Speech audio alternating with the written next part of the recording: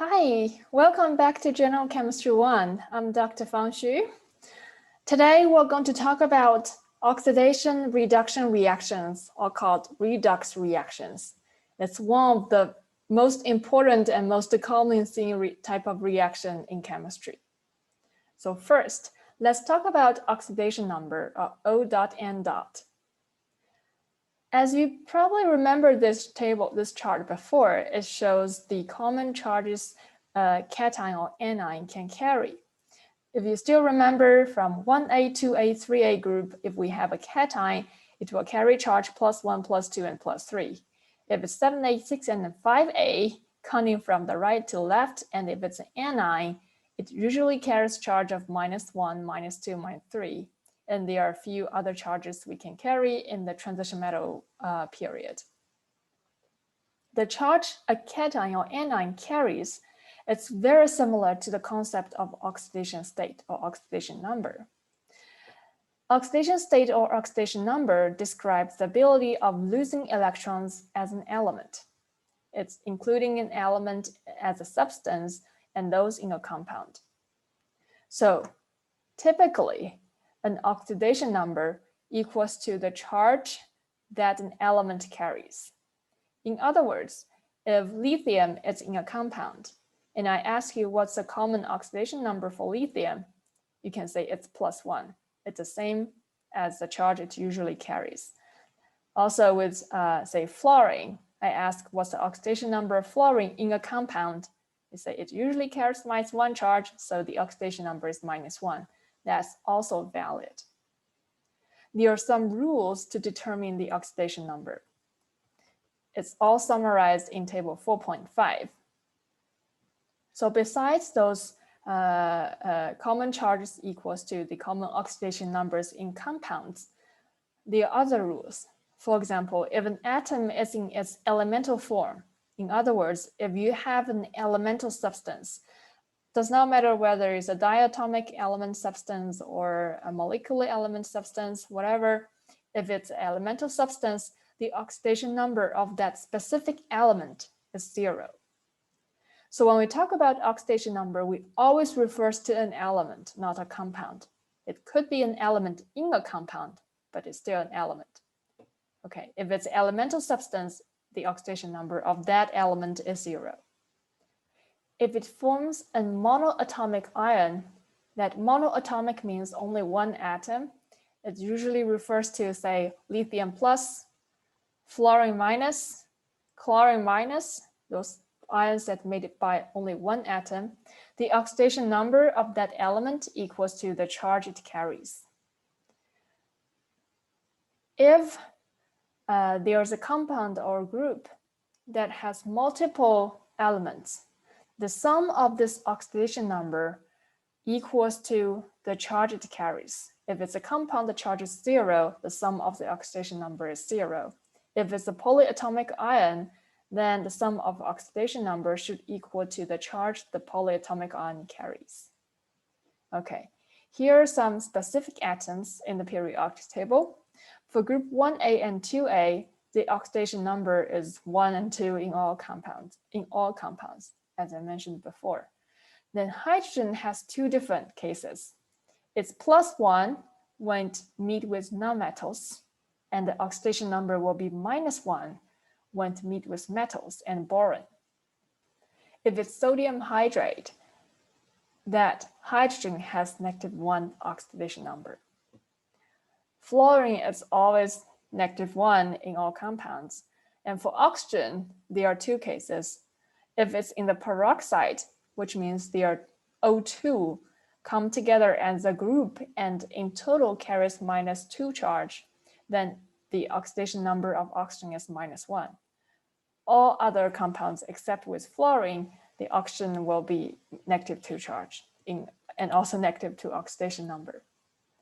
Okay, so for group 7A or group 17 elements, the oxidation number is always -1 in combination with metals and nonmetals, except for oxygen.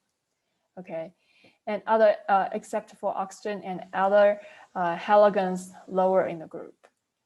Okay, so for table 4.5, It's a very important table and you need to memorize it, or at least or be able to apply this table to the questions.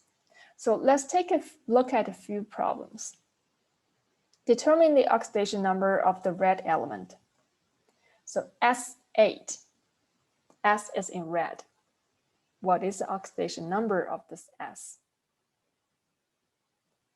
Because it's an elemental substance, right?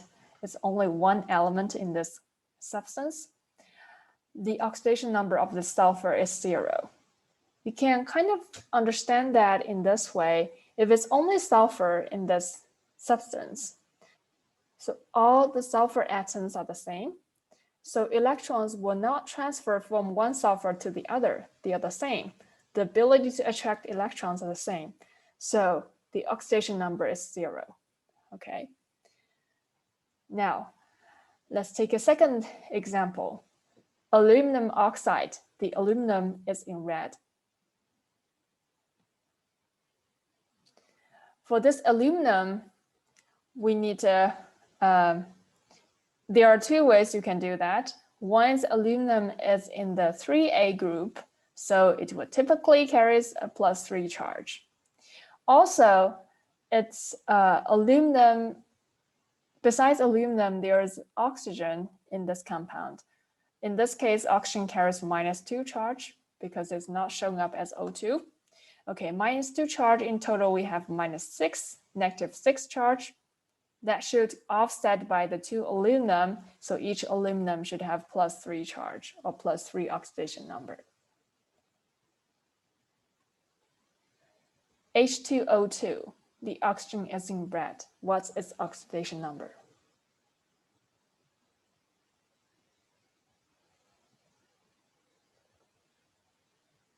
So this is the special case that we have peroxide. This is the hydrogen peroxide. So for this oxygen, the oxidation number is -1 or -1. How about ClO4 minus, perchlorate? The chlorine is in red.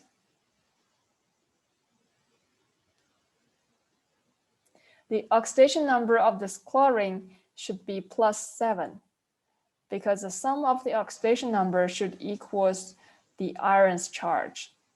Okay, so if oxygen, one oxygen is -2, in total we have -2 times 4, that equals to -8 oxidation numbers. Now we should have -1 charge in total, so this chlorine should be +7 in order to offset the -8 and left over 1 negative charge. All right. Now, once we determine what an oxidation number is, we can move on to introducing oxidation reduction reactions or redox reactions.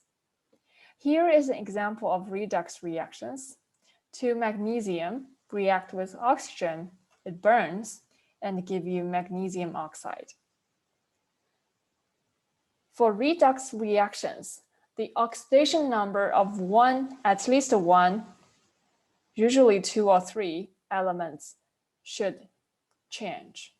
So if we count the oxidation number of this magnesium, it should be 0 because it's an elemental substance. The oxygen should also be 0 as its elemental substance. And for the magnesium oxide, the oxygen is -2 oxidation number, and then the magnesium is +2 oxidation number, as we listed here. So if we follow the magnesium before and after reaction, before is 0, after reaction is +2. So for each magnesium, it increased by 2. We have 2 magnesium in total, so 2 times 2. In total, the oxidation number increased by 4. If you look at this oxygen, before reaction is 0 as the oxidation number. After reaction is -2. So for each of the oxygen, it decreased by 2. As you can see, there is an increasing oxidation number in magnesium that's accompanied by a decrease of oxidation number in oxygen. So for chemical reactions involving, we call it electron transfer or change of the oxidation state or oxidation number, these reactions are called redox reactions. In a redox reaction, when you balance a chemical equation, besides counting the type or the amount of the same element before and after reaction in order to match them, you can also use the increase and decrease of oxidation number. The sum of increased oxidation state should equal to the sum of decreased oxidation state or oxidation number. In other words, the change of oxidation states is an indication of change of electrons. So in other words, electrons only transfer between species in a chemical reaction, no more and no less. All right, for these redox reactions, we can identify different species, whose oxidation number increases or decreases. So, and there's also a rhyme to go with that. If we have an element that loses electrons or increases its oxidation number, we call it undergoes the oxidation reaction. If an element or compound gain electrons or decrease in the oxidation number, it undergoes the reduction reaction. So you can see in terms of electrons, oxidation is loss, reduction is gain of electrons. So it's oil and rig. Okay. There's another concept called oxidation agent and reducing agent. That agent means this is a species helps others or causing others to be oxidized if it's an oxidation agent. If it's a reducing agent, this is the species that's causing others to be reduced. In other words, oxidation agent, because it causes others to be oxidized, itself will be reduced. So oxidation agent undergoes reduction reaction. Reducing agent undergoes oxidation reaction.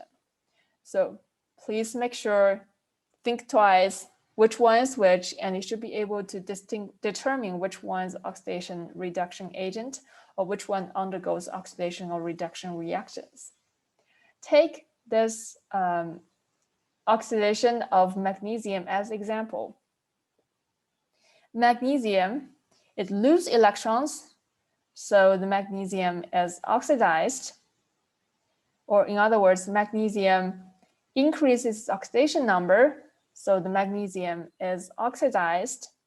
It provides electrons to oxygen, so oxygen is reduced and magnesium is a reducing agent. If we take a look at the oxygen, the oxidation number decreases, so it is reduced, oxygen is reduced.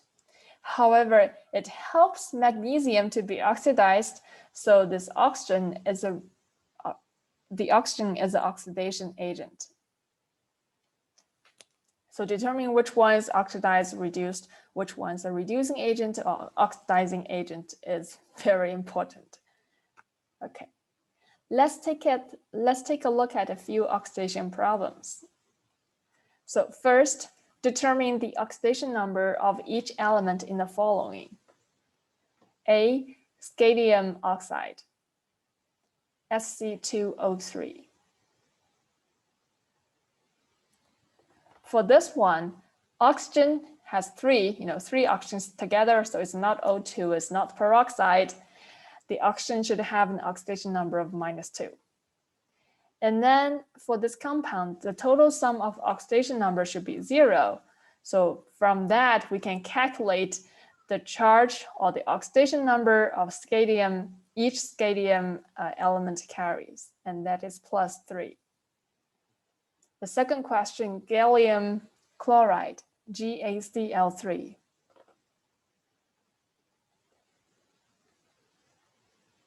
So for that, we can also start with chloride. Chloride, when it meets with metal, it's negative, and it's always a -1 in the oxidation number. Again, the sum of the oxidation number should be 0 since it's a charge neutral compound. Calculate this charge neutral compound, we can get the gallium should have +3 charge or +3 oxidation number. How about hydrogen phosphate ion?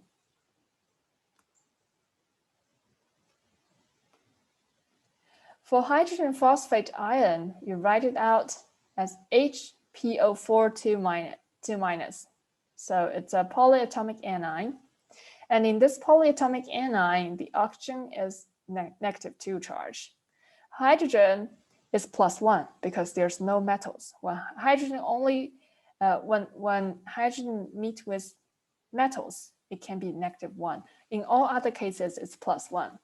So again, add everything together, so the total oxidation number should be -2. Then you can calculate the phosphorus as +5. Then finally, iodine trifluoride.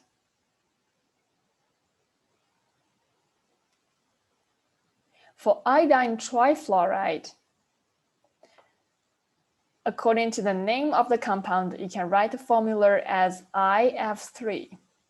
For fluoride, it's always -1 charge when it's in a compound. So fluoride is -1. And then according to the charge neutral or oxidation number neutral rule, we have 3 fluorine in total is -3 charge, -3 oxidation number. So the iodine should have +3 oxidation number in order to offset that.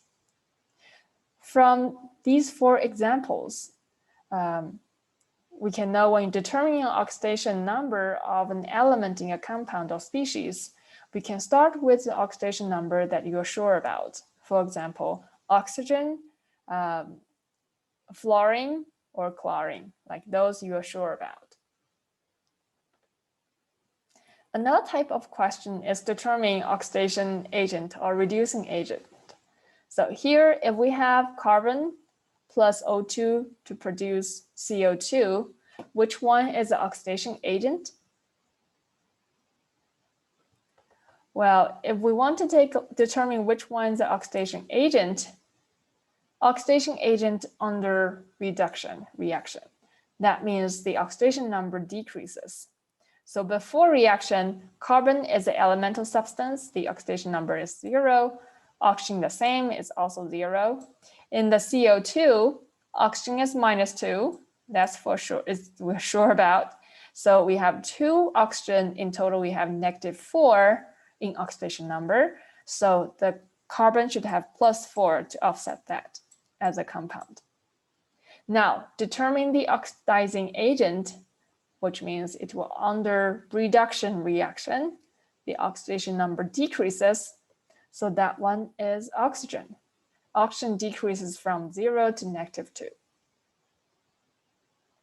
Another example, which one is the oxidizing agent, is iron 3 oxide, Fe2O3, plus 3CO to produce 2 iron and 3 CO2.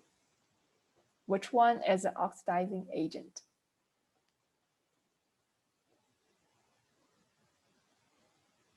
Again, we should determine the oxidation number of each element before and after reaction. So I'm going to write in the bottom. The iron 3 oxide, the oxygen is -2. In total, we have -6 oxidation number split by 2 iron. So each of the iron is +3. The same thing with CO2, oxygen is -2, so carbon should be +2. In the product, iron is an elemental substance, so it's 0 oxidation number. CO2, as we just decided before, carbon is +4, oxygen is -2. So which one is an oxidizing agent? That means which one's oxidation number decreases. obviously is the iron. It decreases from +3 to 0. Okay, so and we say the oxidizing agent, we can name the compound that involved an element that undergoes the reduction reaction. So in this case, it's iron 2O3. All right. Let's take a look at another example. Balance the following equation. MnO2 plus HCl to produce MnCl2 plus Cl2 plus H2O.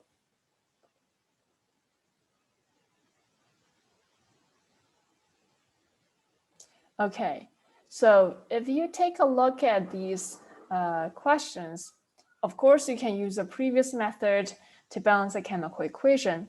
But now I want to show you how to do a balance equation based on the increase and decreasing of oxidation number. So if you see these reactants and products, in the product, we have elemental substance, Cl2. But in the reactant, it's all compound. They are all compounds, right? So there must be a change in the oxidation number. In the elemental substance, it's 0. In the compound, it cannot be 0. So it's a redox reaction. If you write it out and determine which one is undergoes oxidation reaction, which one undergoes reduction reaction, and list all the oxidation numbers of the element. So in this MnO2, the manganese is +4 oxidation number to offset the 2 oxygens here. Okay, the hydrogen is +1, the chloride is -1.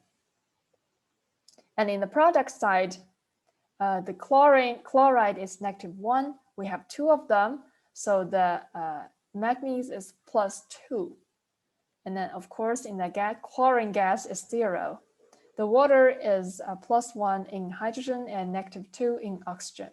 So for oxygen and hydrogen, it does not change its oxidation number, so we don't write it out here. Now, we can determine which one undergoes